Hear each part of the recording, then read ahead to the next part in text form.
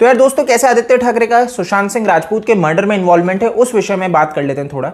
कि आपको ध्यान होगा कि 14 जून को जब पता लगा था कि सुशांत सिंह राजपूत की मृत्यु हुई है, तो उससे एक रात पहले यानी कि 13 जून की रात को पार्टी हुई थी सुशांत सिंह राजपूत के घर पे, और कहा गया था कि एक कोई पॉलिटिशियन का बेटा भी वहां पे उपस्थित था, है ना।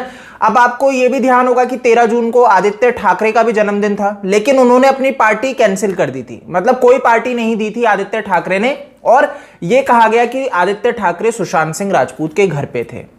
अब दोस्तों, आदित्य ठाकरे उनके घर पे थे या नहीं घर पे थे, ये चीज और कैसे प्रूफ हो जाती है मैं आपको बताता हूं। आपको ध्यान होगा रिया चक्रवर्ती का वो पोस्ट जिसके अंदर वो केक लेके थी, और वो पोस्ट जो फोटो थी वो कहां की थी, वो थी सुशांत सिंह राजपूत के घर की।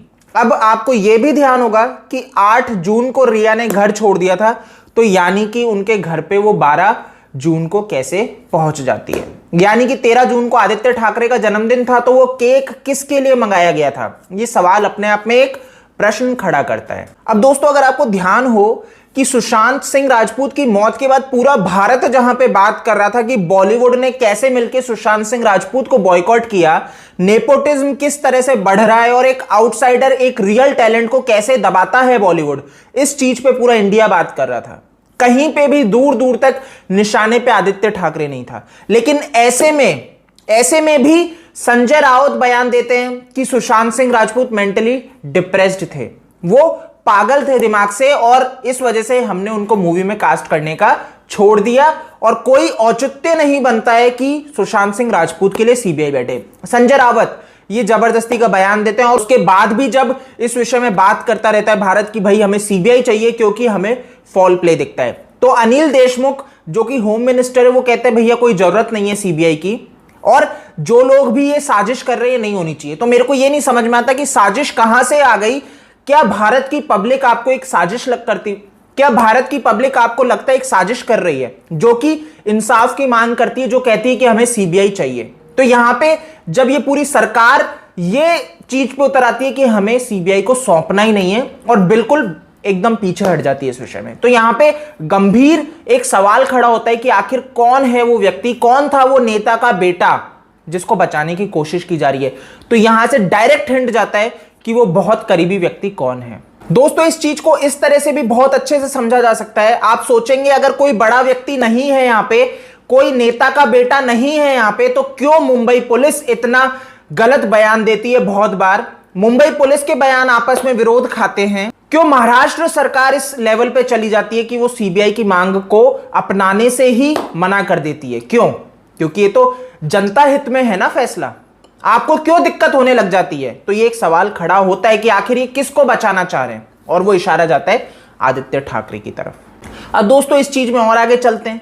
तो अब आपको ध्यान हो जब सीबीआई बैठ जाती है तो रिया के जो लॉयर है सतीश मान शिंदे, वो सुप्रीम कोर्ट में क्या कहते हैं कि रिया और आदित्य ठाकरे का कोई कनेक्शन नहीं है, ये कभी आपस में मिले नहीं। तो ये एक सवाल खड़ा होता है कि जब पब्लिक बात ही नहीं कर रही थी आदित्य ठाकरे को लेके इतना, तो क्यों सतीश मान शिंदे सुप्रीम कोर्ट के समक्ष ये बात रखते हैं। ये सवाल खड़ा होता है दोस्तों कि आखिर वो क्या पहले से ही क्लैरिटी लेके चलना चाह रहे थे, क्या क्लियर करना चाहते थे कि आगे जाके कहीं आदित्य ठाकरे का नाम नहीं आए।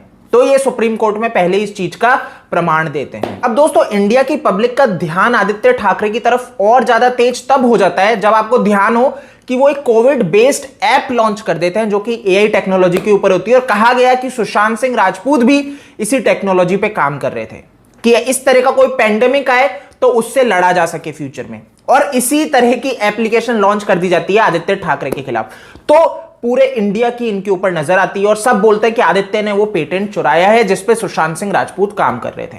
अब दोस्तों, इसमें ये समझने वाली चीज थी कि ये जो इल्जाम लगा रहे थे ये थे भारत की आम एक पब्लिक जो इस विषय में बात कर रही थी। लेकिन क्या होता है, संजय राउत ये कहते हैं भाई आदित्य के ऊपर जो इल्जाम लगा रहे हैं लोग उनके साथ अच्छा नहीं होगा, उनके साथ बहुत बुरा होगा। तो एक इनडायरेक्टली वो धमकी देते हैं उन लोगों के लिए जो आदित्य ठाकरे को बोल रहे हैं कि इन्होंने सुशांत सिंह राजपूत को मारा है।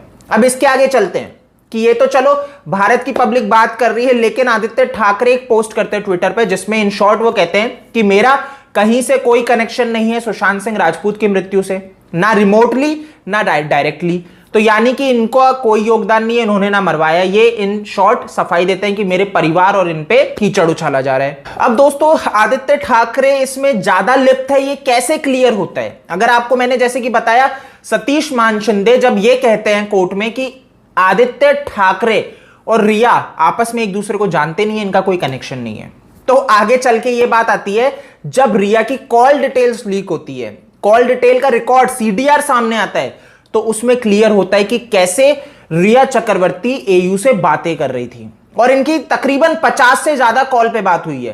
तो ये अपने आप में एक विचार और प्रश्न खड़ा करता है कि 14 तारीख जिस दिन सुशांत की मौत हुई, 15 तारीख क्यों आपस में इनकी बातें। अब दोस्तों एयू से समझने वाली चीज ये है कि एयू की क्या मतलब निकलता है। तो आपको बता दो, इनका ट्विटर हैंडल अगर आप यूज करेंगे आदित्य उद्धव ठाकरे, तो इस नाम से और एयू इनका शब्द यहां पे आता है और उनसे इनकी बात हो रही थी। अब आपको यह भी ध्यान हो कि कैसे आदित्य ठाकरे की तरफ और ज्यादा उंगली उठती है। तो जब ये रिया आज तक पे जाके फेक इंटरव्यू देती है तो उसमें क्या आपको सुनने को मिलता है? अगर आपने ध्यान दिया हो कि ये नाम बताती है वहां पे कि ये आदित्य ठाकरे नहीं है, तो जिस लड़की का वो वहां पे नाम लेती है, तो अगर उसका आप ट्विटर पे जाके चेक करो, रिया के ट्विटर लिस्ट में, तो वो कहीं पे भी इनकी फ्रेंड नहीं है, कहीं पे भी कोई कनेक्शन नहीं है, उस नाम का कोई व्यक्ति रिया के कनेक्शन में ही नहीं है कहीं पे। तो ये भी एक प्रश्न खड़ा करता है कि ये एक झूठा नाम लिया गया है एक इंटरव्यू में एयू यानी कि आदित्य उद्धव ठाकरे को बचाने के लिए। तो ये भी सीधा हिंट जाता है कि आदित्य ठाकरे यहां पे इन्वॉल्व है इस मर्डर में। दोस्तों अगर आपको याद हो ये चीज भी, जब सीबीआई को चला भी गया था तब भी महाराष्ट्र सरकार सुप्रीम कोर्ट में अपोज में थी। वो इसके खिलाफ दाखिल करती है कि भाई ये सीबीआई को नहीं सौंपा जाना चाहिए ये केस। तो ये भी एक अपने आप में प्रश्न है, जब भारत की जनता चाह रही थी तो उसके बाद सीबीआई को सौंपे जाने के बाद भी सुप्रीम कोर्ट में जब इसको निर्णय लेना था तो कैसे वो बौखला रही थी।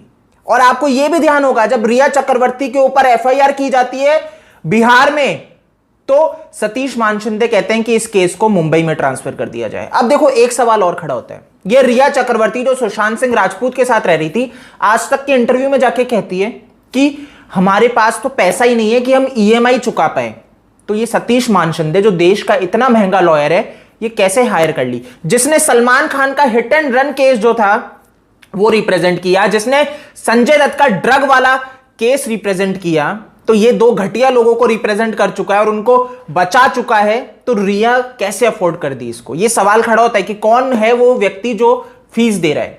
तो रिया चक्रवर्ती के ऊपर ये सवाल बनता है। अब दोस्तों यहां पे ये समझने वाली चीज है, आपको अगर ध्यान हो, सतीश मान शिंदे और कहां पे रिप्रेजेंट कर रहे हैं। मैं आपको बता दूं, पालघर का जो मुद्दा हुआ था जिसके अंदर दो साधुओं और जो ड्राइवर थे उनको बेरहमी से एक भीड़ मार देती है और पालघर की पुलिस यहां पे बिल्कुल मतलब समर्थन देती है एक तरह से, आपको मैं बताऊं, है ना, कि कैसे भीड़ को धकेल देती है भीड़ में।